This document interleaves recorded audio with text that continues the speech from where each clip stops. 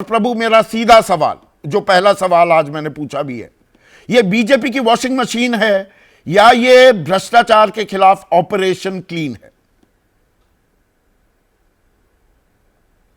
ये दोनों को मिला के बात करेंगे तो बीजेपी की तरफ से यही कहा जाएगा कि भ्रष्टाचार के खिलाफ हमारी मशीन एक्शन कर रही है।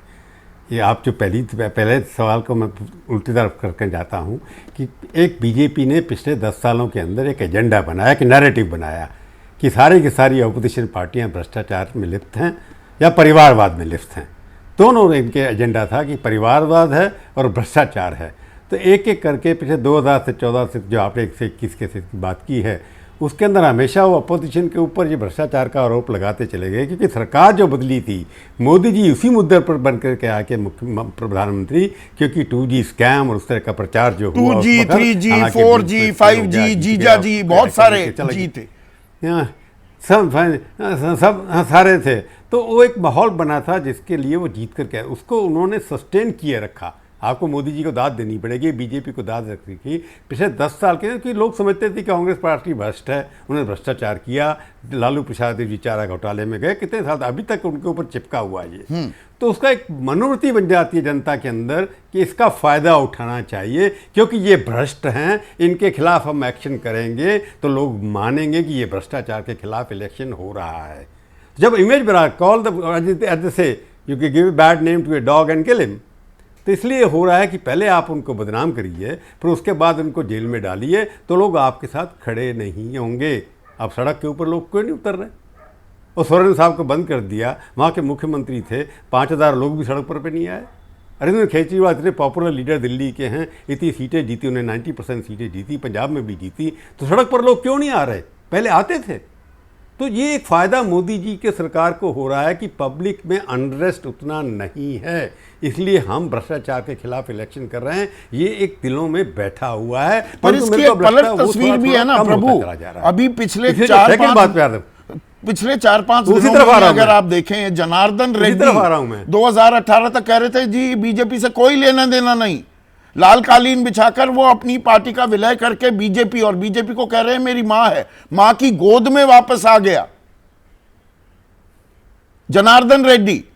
भाई वही बात आप कह रहे हैं, जिसको आप बदनाम कर दें, आप बिल्कुल ठीक है। जो सारे लोग जिनके खिलाफ भ्रष्टाचार के आरोप हैं, जो बाहर रह गए हैं, वो डर के मारे आ रहे हैं। तो मैं आपके दूसरे तरफ रहा हूँ, आप वॉशिंग मशीन की बात कर रहे हैं, ये लोग ऐसे हैं कि चुनाव आ गया है, कहीं ना कहीं मेरे को लगता है कि सिंपथी थोड़ी सी इन लोगों के फेवर में जा रही है, जो भ्रष्टाचारों के खिलाफ नहीं होनी चाहिए।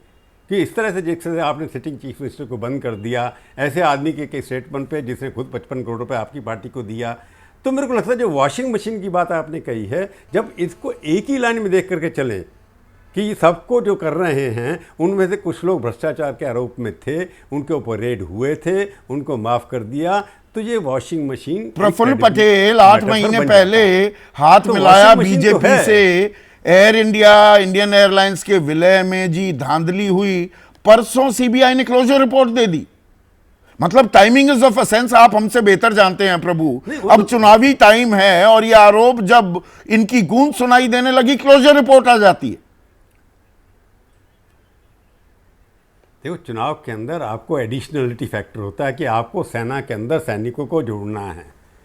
मोदी जी और बीजेपी, सेना इतनी बड़ी है, वर्ल्ड की सबसे बड़ी लार्जेस्ट पॉलिटिकल पार्टी है, परंतु 540 में से 450 सीटों पर उनको कैंडिडेट शायद लड़ा नहीं पा रहे हैं या सरकार नहीं बना पा रहे हैं। ये बड़ा स्पष्ट है कि कांग्रेस से आज छोड़ाया, जैसे आपने नवीन जिंदल को छोड़ाया, उसको सीट दे दी, जो बीजेपी का आरएसएस का कार्यकर्ता था, सैनी, एक शरीफ आदमी था जो चुनाव लड़ा, उसको हटा दिया। खदान घोटाले में, कोयला घोटाले में नवीन जिंदल का भी नाम था और बीजेपी नवीन जिंदल पर हमला करती थी, उनका नाम, बिल्कुल ठीक बात। तो यही बात है ना कि चुनाव एक तो साम दाम दंड भेद, मैंने पहले उसी शब्द का प्रयोग कर रहा हूं। पर आम जनता, देखिए आपका इतना लंबा तजुर्बा है प्रभु, आम जनता कैसे देख रही है इसे? आपने एक बात वो वाजिब फरमाई कि भाई लोग सड़कों पर उतरते नहीं दिख रहे हैं, पर ऐसा भी होता है ना, घर में बैठा हुआ आदमी और अंदर उसके इरिटेशन आ रही है, गुस्सा या नाराजगी भी पनप रही है।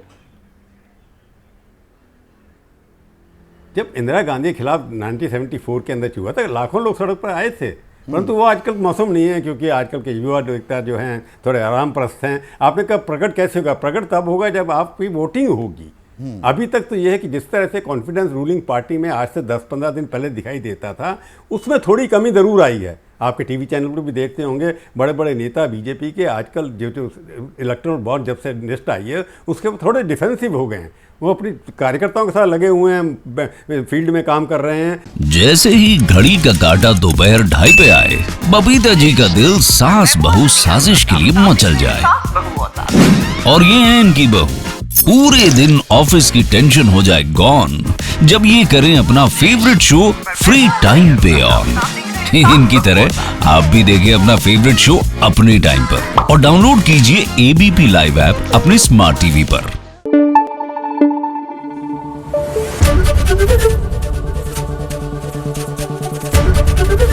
एबीपी न्यूज आपको रखे आगे।